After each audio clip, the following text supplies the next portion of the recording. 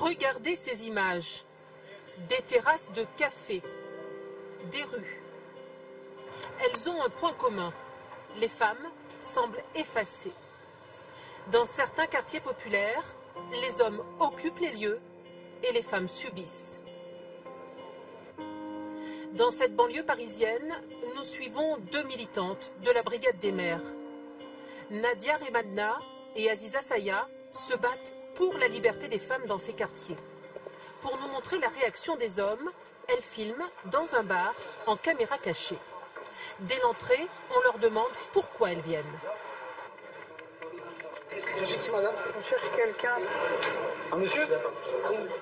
Dans ce bar, que des hommes, pas très accueillants.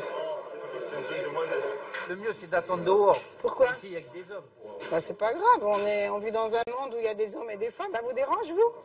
Moi, c'est pour vous. Non, pour moi. Là, Le patron du bar n'a pas envie de discuter.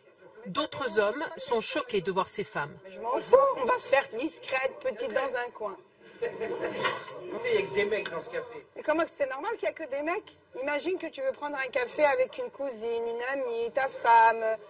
Non? Normal. Elle reste chez elle. Ta cousine, elle reste chez elle. Ah bon? Elle fait ce qu'elle veut, mais pas avec moi. Ben voilà, dans ce café, il n'y a pas de mixité. Mais est-ce que c'est normal? Ben, c'est bon, on n'est pas à Paris. Et même à Sevran, c'est la France. T'es dans le 93. Et là, alors, Sevran, le 80, t'es pas et alors? à Paris, c'est des mentalités différentes. C'est comme anglais. Aller dans un bar, ici, c'est braver un interdit pour une femme. Tu fais ça en Arabie Saoudite, tu dis ouais. Mais ça, on est en France. On est en train de dire, ah mais tu te rends compte, il y a des femmes quand même qui ont été dans un café. Pourquoi les hommes rejettent-ils les femmes? Un problème de tradition, de culture, mais aussi de religion, selon ces militantes.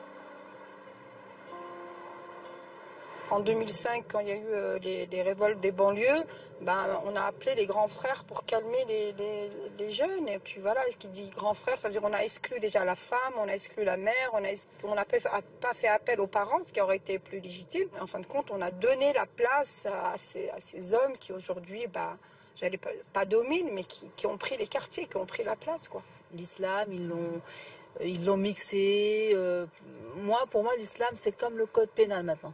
Et voilà, faut pas faire ça, ça c'est interdit, ça c'est interdit.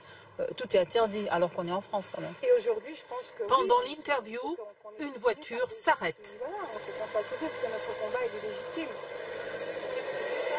Les plus jeunes que je connais, mais bon, pas les plus Une méchants. façon d'intimider ces femmes, régulièrement menacées.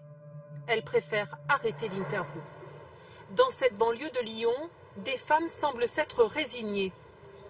Comme cette assistante maternelle qui fait tout pour ne pas se faire remarquer.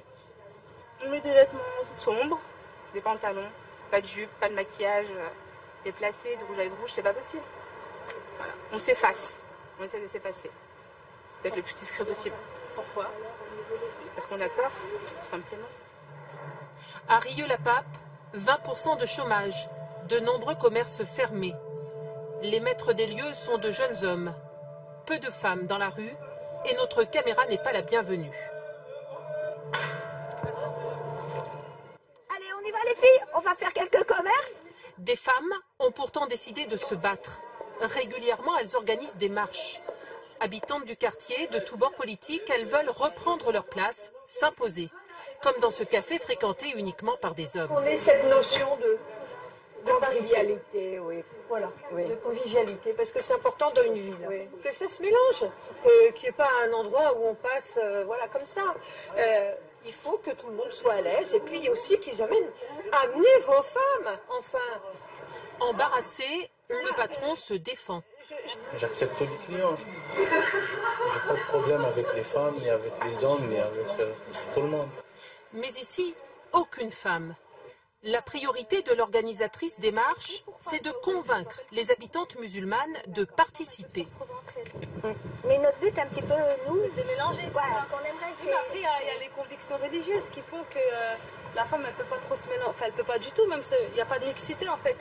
Sous le regard des hommes du quartier, difficile de parler librement. En plus, on parle, ils sont pas contents parce qu'ils nous regardent de travers.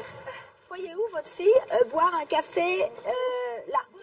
Certaines femmes ne comprennent pas l'intérêt de la démarche. Mais moi, je ne ressens pas le besoin, comme vous disiez, madame. Vous avez parlé de bistrot. Mais il faut aller dans les bistrots. Moi, je ne ressens pas le besoin d'aller dans les bistrots. Et quand elles décident de s'installer à une autre terrasse de café, les hommes préfèrent quitter les lieux. Cette fois encore, la marche n'aura séduit qu'une seule partie des femmes. Il n'y a pas beaucoup de femmes musulmanes, elles trouvent l'idée très bien, mais elles ne nous suivent pas. Pourquoi? Bah ça, je sais pas. Hein. Ça, je sais pas. Peut-être, je sais pas. Comme à Rieux-la-Pape, des femmes s'organisent un peu partout en France et marchent à la reconquête de l'espace public. Un combat qui ne fait que commencer.